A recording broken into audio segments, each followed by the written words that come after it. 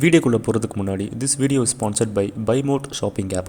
பைமோட் இது ஒரு shopping application. இதில் நீங்கள் கிராசரி ஐட்டம்ஸ் மற்றும் உங்களுக்கு பிடிச்ச எல்லா விதமான வீட்டு உபயோக பொருட்கள் நீங்கள் வாங்கிக்கலாம். லிங்க் டிஸ்கிரிப்ஷனில் இருக்குது, மறக்காமல் செக் பண்ணிக்கோங்க. வணக்கம் நண்பா. வாழ்வில் நாம் அனைவரும் கனவு காண்கின்றோம். நம் மனமெங்கும் பல லட்சிய எண்ணங்கள் நிறைந்திருக்கின்றன. அந்த லட்சியத்தை நான் என்றாவது அடைந்தே தீருவேன் என்ற எண்ணத்தில் நாம் போராடி கொண்டிருக்கின்றோம். ஆனால் நம்மை போலவே தன் கனவுகளுக்காக தினமும் போராடும் மனிதர்களில் 90% அதில் தோற்றுத்தான் போகின்றார்கள். அந்த உண்மையும் நமக்கு தெரியும். இருந்தும் அது நமக்கு நடக்காது. நாம் அந்த வெற்றி பெறும் 10% தான் வருவோம் என்ற நம்பிக்கையில் நாம் உழைக்கின்றோம். ஆனால் நம்மில் பெரும்பாலானவர்கள் உணராத ஒன்று, நாம் காணும் அந்த தோற்றுப்போன மனிதர்கள் அனைவரும் வாழ்வில் படுதோல்வி அடைந்து தன்னிடம் இருக்கும் நேரம், பணம், தனது உழைப்பு என அனைத்தையும் இழக்கும் வரையும் நான் என்றாவது வெற்றி பெறுவேன் என்ற நம்பிக்கையோடு தானும் அந்த 10% வெற்றியாளர்கள் பட்டியலில் தான் இருக்கின்றேன் என எண்ணியபடியே உழைக்கின்றார்கள். இதற்கான உதாரணங்கள் அனைத்து துறைகளிலும் இருக்கும். நிச்சயம் இந்த பதிவின் நோக்கம் நீங்கள் கனவு காணக்கூடாது என்பதோ, வாழ்வில் ஓர் இலக்கை வைத்து அதற்காக உழைக்க கூடாது என்பதோ அல்ல. மாறாக இந்த பதிவின் நோக்கம் அந்த 90% மக்கள் செய்யும் தவறை நீங்களும் செய்யக்கூடாது என கூறுவதே. அப்படிப்பட்ட 4 மிக பெரும் தவறுகளையே இனி நாம் காணவிருக்கின்றோம்.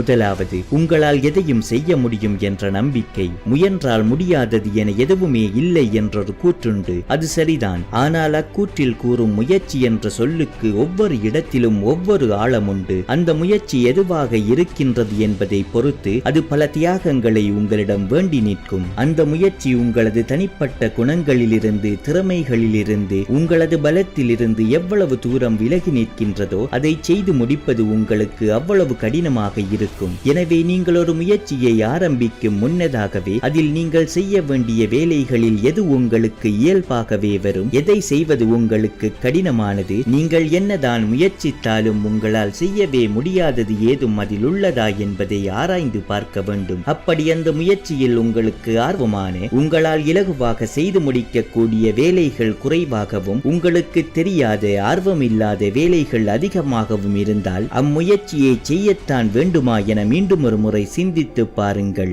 ஏனெனில் உங்களால் தூக்க முடியாத சுமையை நீங்கள் தூக்க முனைவதால் வெறும் இழப்புகளே எஞ்சும். இரண்டாவது, யதார்த்தத்தை மீறிய இலக்குகள். வாழ்வில் பெருமளவிற்கு சாதித்த பலரிடம் இந்த இடத்திற்கு நீங்கள் வருவீர்கள் என்பதை ஆரம்பத்திலேயே எதிர்பார்த்தீர்களா என கேட்கப்படும் போது அதற்கு பெரும்பாலானவர்கள் கூறும் பதில் இல்லை என்பதாகவே அமையும். ஏனெனில் அவர்கள் ஒருபோதும் இத்தனை பெரிய வெற்றியை மனதில் வைத்தவர்களாக தங்களது பயணத்தை தொடரவில்லை. அவர்கள் அன்று தான் இருந்த நிலைக்கு தன்னால் என்ன செய்ய முடியுமோ அதையே செய்தார்கள். அதற்கு ஏற்றால் போல தனது இலக்குகளை வைத்துக் கொண்டார்கள். தன்னை தொடர்ந்து மெருகேற்றிக் கொண்டார்கள். வாய்ப்புகள் கிடைக்கும் போது அவற்றை பயன்படுத்தி அடுத்த கட்டத்திற்கு நகர்ந்தார்கள். அதையே நீங்களும் செய்ய வேண்டும். வாழ்வில் நீங்கள் உங்களுக்கான இலக்குகளை நிர்ணயிக்கும் போது உங்களது இன்றைய நிலைக்கு அவ்விலக்கினை அடைவது சாத்தியமானதாக இருக்க வேண்டும். அது சாத்தியம்தான் என்பதற்கான மொத்த தரவுகளும் உங்களிடம் இருக்க வேண்டும். நீங்கள் வைக்கும் இலக்குகள் வெறும் நம்பிக்கையின் அடிப்படையிலோ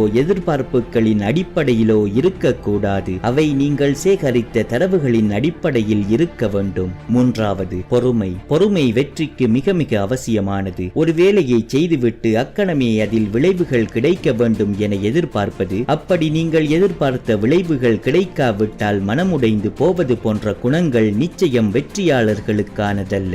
இன்று ஓர் உண்மையை நீங்கள் உணர்ந்து கொள்ள வேண்டும். ஓர் இலக்கை அடைய முயற்சி செய்வது மட்டும்தான் உங்கள் வேலை. அந்த இலக்கு உங்களுக்கு கிடைக்குமா இல்லையா, அது கிடைப்பதாக இருந்தால் எப்போது கிடைக்கும் என்பது போன்ற எதுவுமே உங்களது கைகளில் இல்லை. உங்களது கைகளில் இருப்பது உழைப்பு மட்டும்தான். அதை 100% கொடுப்பது மட்டும்தான் உங்கள் வேலை.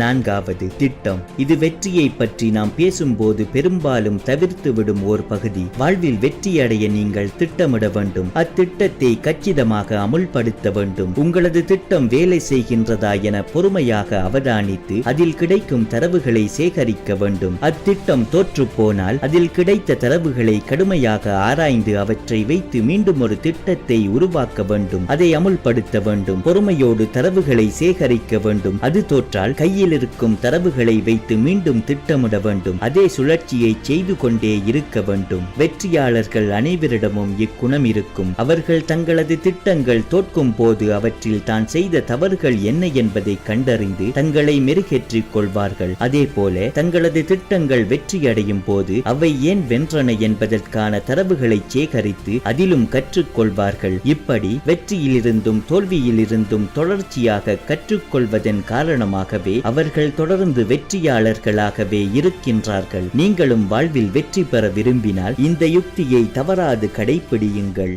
If you found this video insightful, don't forget to hit the like button, share your thoughts in the comments and subscribe for more inspiring content.